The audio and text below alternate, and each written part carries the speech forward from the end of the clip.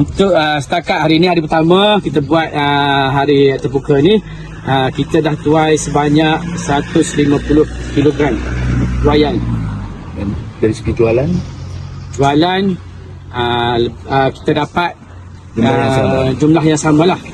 InsyaAllah, sebab kalau kita terlihat masih banyak lagi buah yang belum dituai, dan kita akan teruskanlah dalam minggu ni penuaian dan juga jualan.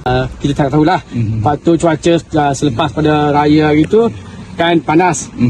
Dia sebenarnya golden melon ni suka kata nak cuaca macam ni, jadi tempoh matang buah golden melon tu jadi makin singkat. Jadi setakat ni hasil yang dituai Setakat ni alhamdulillah, hari pertama kita buka hari terbuka jualan golden melon ni sudah hampir separuh daripada tanaman kita terjual lah. Dari segi setakat ni yang terjual lah lebih kurang 150 kilo kot. Okay. Lebih kurang lah.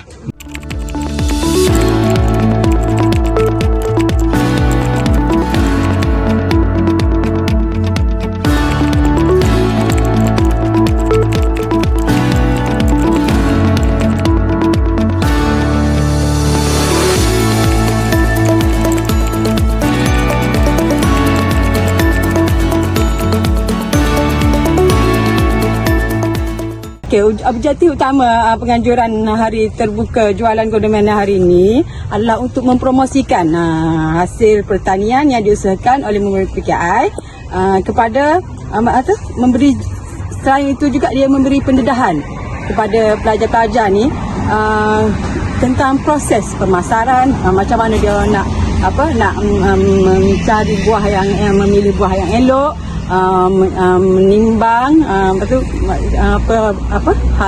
harga untuk buah tu semua.